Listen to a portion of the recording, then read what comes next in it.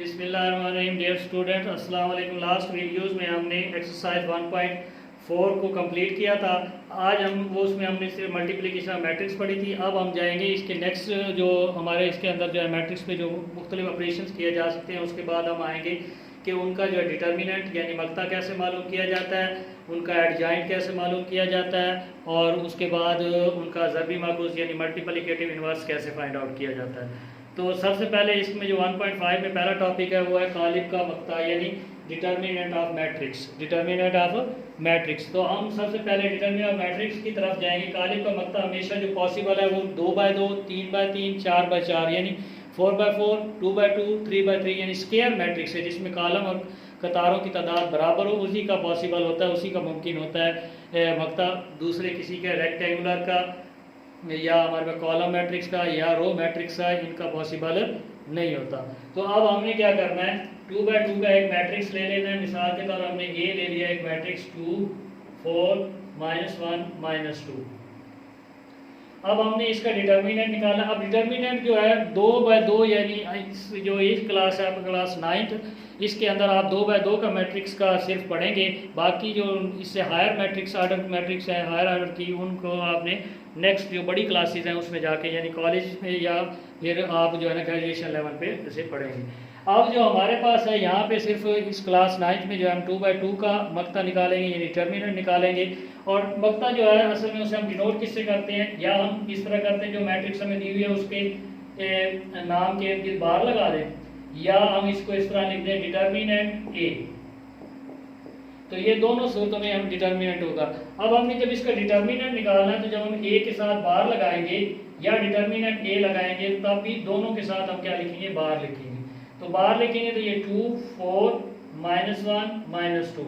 अब हमने क्या करना है, सबसे पहले मेन डायगोनल को मल्टीप्लाई करना है। 2 2 आर 4 प्लस माइनस माइनस। फिर हमने क्या करना है, सेकेंडरी डायगोनल को मल्टीप्लाई करने से पहले फार्मूले का माइनस लिखना है। माइनस लिखने के बाद फिर 4 को -1 से मल्टीप्लाई करेंगे तो -4। तो ये आ जाएगा -4 माइनस +4, और ये एक दूसरे को कैंसिल कर देगा और आंसर आ जाएगा हमारे पास 0।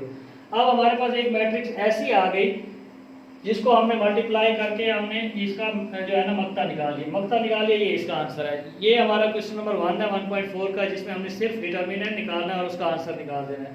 नेक्स्ट पे जो सेकंड क्वेश्चन है, ये क्वेश्चन नंबर 1 आपका हो जाएगा। उसमें सिर्फ आपने क्या करना है, मक्ता निकालना है। फिर आपने क्वेश्चन नंबर 2 में क्या करना है कि यहाँ तक करके बताना है कि ये सिंगुलर मैट्रिक्स है या नॉन सिंगुलर, यानी नादिर कालिब है या गैर नादिर। उर्दू में हम कहते हैं नादिर कालिब या गैर नादिर कालिब, और सिंगुलर को हम कहेंगे नादिर कालिब, सिंगुलर नादिर, और नॉन सिंगुलर वो होगा गैर नादिर। अब हमारे पास ये दो हैं, इन दोनों को मालूम करने के लिए क्या होगा, अगर हमारा ए का यानी डिटर्मिनेंट कोई भी हम मैट्रिक्स लेते हैं, ए लें, बी लें, सी लें, डी लें, उसका डिटर्मिनेंट जो है ना वो 0 के बराबर ना है तो इसे हम कहते हैं गैर नादिर कालिब, गैर नादिर कालिब, या इंग्लिश में कहेंगे नॉन सिंगुलर कालिब, नॉन सिंगुलर मैट्रिक्स। तो ये गैर नादिर कालिब होगा। अगर इसी का डिटर्मिनेंट 0 के इक्वल आ जाए तो हम कहेंगे ये नादिर कालिब है।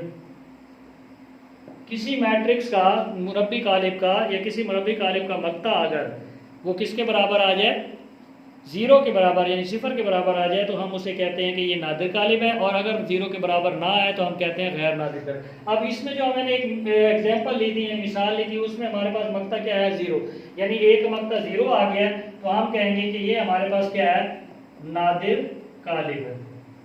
इसी तरीके से हम इसका क्वेश्चन नंबर 1 और 2 हो जाएगा हमारे पास एक्सरसाइज 1.5 का, यानी पहले में हमने मक्ता निकालना है सिर्फ, और दूसरे में हमने क्या निकालना है, नादिर कालिब निकालना है। फिर हम जाएंगे नेक्स्ट क्वेश्चन की तरफ। नेक्स्ट क्वेश्चन हमारे पास जो होगा वो है कालिब का एडजॉइंट। कालिब का एडजॉइंट हमने कैसे निकालना है, वो निकालने के लिए हम क्या करना चाहिए, हमें वो सारी चीजें इसमें हम सीखेंगे। डिटर्मिनेंट हो गया। अब नेक्स्ट टॉपिक आ गया हमारे पास एडजॉइंट ऑफ मैट्रिक्स, यानी adjoint of matrix.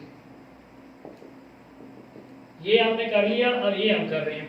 Adjoint of matrix निकालते वक्त हम क्या करते हैं, अगर हमारे मिसाल के तौर पर जब हम ए है हमारे पास मैट्रिक्स, इसका एडजॉइंट निकालना है, हमारे पास 2 3 -4 -1 है, ये एक मैट्रिक्स आ गया हमारे पास। अब हमने इस मैट्रिक्स का जो है ना एडजॉइंट निकालना है, तो एडजॉइंट निकालने ये भी मुरब्बी कालिब का पॉसिबल है, और यहाँ पे हम सिर्फ 2/2 यानी 2/2 का जो ऑर्डर का है हमारे पास मैट्रिक्स या कालिब उसका निकालेंगे।